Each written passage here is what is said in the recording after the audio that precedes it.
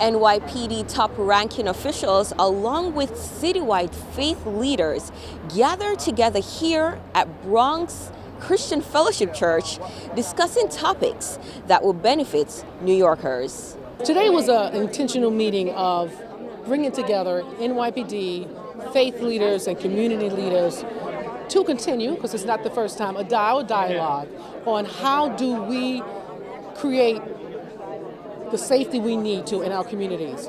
Because we all adopt the principle that public safety is a shared responsibility.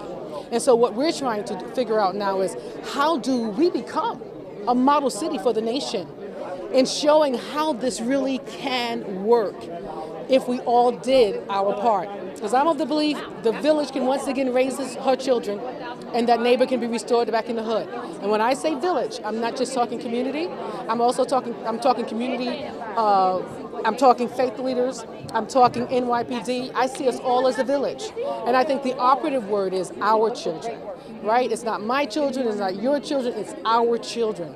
And so I think today what took place was, in a lot of instances, a transformation in our thinking. On the panel were some of NYPD's top-ranking officials, in which Reverend Q English believes showed a step in the right direction. The tone right now is excitement. The tone right now is yes, we can.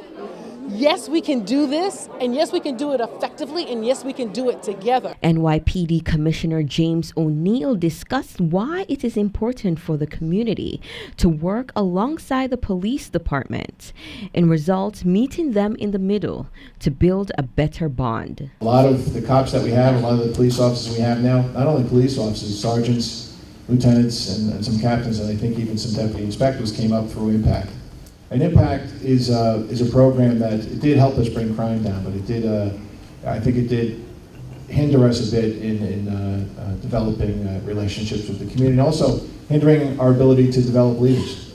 It's now with the FTO program, I think we're moving in the right direction, but it's definitely a two-way street. It's got to be the police officers reaching out, but it's also, when they do, they have to, the people in the community need to make an effort too, so we have to meet somewhere in the middle. Those in the audience were other members of the clergy, police officers, and Bronx residents.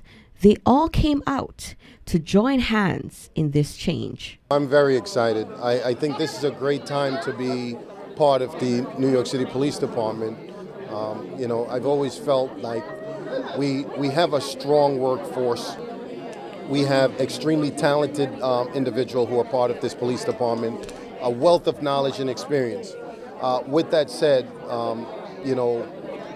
we can't do what we hope to accomplish by ourselves. Our number one goal is to provide for a safe and livable atmosphere for everyone in New York City, particularly here in the 4-7 precinct.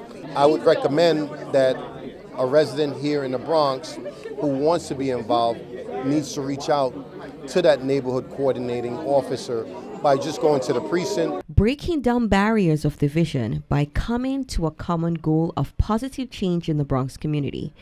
As we go forward, we were reminded that if we want to see change, you become the change. For BronxNet, this is Kate Eloy Knight.